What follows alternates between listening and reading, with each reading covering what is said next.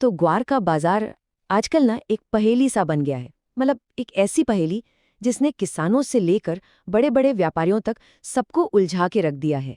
तो चलिए आज की इस बातचीत में इसी पहेली को सुलझाने की कोशिश करते हैं और समझते हैं कि आखिर मार्केट में चल क्या रहा है। और जानते हैं, यही बात इस बाजार को इतना इतना ज्यादा पेचीदा बना रही है। अब सोचकर देखिए, एक खबर आती है और उसके दो दो मतलब निकाले जाते हैं, वो भी एक दूसरे से बिल्कुल उल्टे। यही वो चक्कर है जिसने ग्वार बाजार को इतना अनप्रिडिक्टेबल बना दिया है। और हैरानी की बात तो ये है कि इतनी बड़ी उलझन के पीछे सिर्फ एक खबर है। जी हाँ, सिर्फ एक ऐसी खबर जो सुनने में तो बहुत अच्छी लगती है, लेकिन असल में वही पूरे बाजार को कंफ्यूज कर रही है। जी हाँ, वो खबर है एक मजबूत मानसून और जबरदस्त बारिश की। अब कोई भी सोचेगा कि भाई अच्छी बारिश तो किसानों के लिए राहत की बात है ना? लेकिन ग्वार के मामले में मामला थोड़ा अलग है। इसी बारिश ने एक नई बहस छेड़ दी है। तो देखिए यहाँ हो ये रहा है कि एक ही घटना की दो अलग अलग कहानियां बन रही हैं।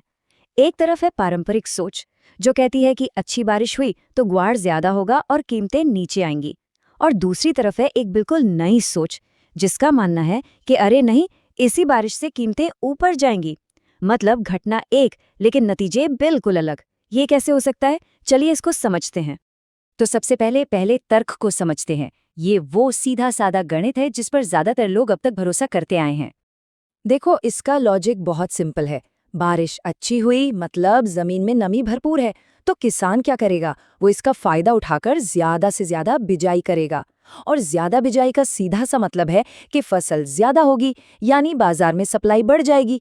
और इकोनॉमिक्स का सीधा नियम है, जब भी सप्लाई बढ़ती है तो दाम नीचे आते हैं। एकदम सिंपल। तो ये है वो पारंपरिक सोच। ज्यादातर लोग और व्यापारी वो इसी सीधे साधे गणित पर चलते हैं कि भाई अच्छी बारिश हुई है मतलब ग्वार की बम्पर फसल होगी और इसलिए कीमतों में नरमी आएगी। लेकिन कहानी यहीं खत्म नहीं होती। अब आते हैं दूसरे तर्क पर, और ये वो तर्क है जो पूरी की पूरी बाजी को पलट सकता है। ये तर्क कहता है कि अच्छी बारिश का असर ठीक उल्टा भी हो सकता है।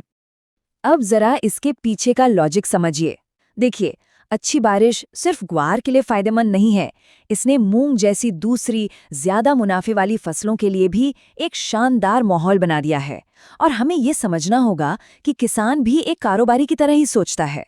वो हमेशा वही फसल चुनेगा जिसमें उसे सबसे ज्यादा कमाई दिखेगी, है ना? तो इसका नतीजा क्या होगा? अगर किसानों को लगता है कि भाई मूंग या किसी और फसल में रिटर्न ज्यादा मिल रहा है, तो बहुत मुमकिन है कि कई किसान ग्वार की जगह वो फसल बो दें। और अगर ऐसा हुआ तो ग्वार की बिजाई का जो कुल रकबा है, यानी एरिया, वो असल में घट जाएगा। तो अब सिचुएशन ये है कि हम एक ऐसे चौराहे पर आकर खड़े हो गए हैं जहां एक ही घटना के दो बिल्कुल अलग अलग मतलब निकाले जा रहे हैं। एक तरफ उम्मीद है कि ग्वार ज्यादा होगा और दूसरी तरफ आशंका है कि ग्वार कम होगा, और पूरा का पूरा बाजार बस इसी कंफ्यूजन में फंसा हुआ है। तो फिर सवाल उठता है कि आखिर सही कौन है? यही तो सबसे बड़ा सवाल है ना?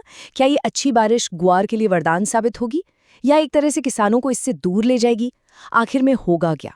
इसका जवाब अब मौसम में नहीं छिपा है, बल्कि इसका जवाब छिपा है हजारों किसानों के सामूहिक निर्णय में। जी हाँ, बाजार की दिशा अब इस बात से तय होगी कि हजारों किसान मिलकर क्या फैसला लेते हैं, वो किस तर्क पर ज्यादा यकीन करते हैं। उनका जो कलेक्टिव फैसला होगा वही ग्वार की सप्लाई और आखिरकार उसकी कीमत तय करेगा। तो आखिर में ये पूरी कहानी एक ही सवाल पर आके सिमट जाती है। और अगर किसी को भी इस बाजार को समझना है तो अगले कुछ हफ्तों में सिर्फ और सिर्फ एक चीज पर नजर रखनी होगी। ये सब कुछ एक नंबर पर आकर टिक जाता है। ग्वार की बुआई के लिए इस्तेमाल की गई जमीन का कुल क्षेत्रफल, यानी रकबा।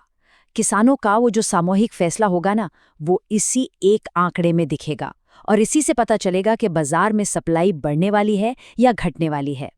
तो ग्वार की खेती का क्षेत्रफल बढ़ेगा या घटेगा? किसान ज्यादा ग्वार बोएंगे या कम? बस यही वो एक सवाल है जिसका जवाब ग्वार बाजार की अगली चाल तय करेगा। और अगले कुछ हफ्तों में इसी सवाल के जवाब पर हम सब की नजर होनी चाहिए।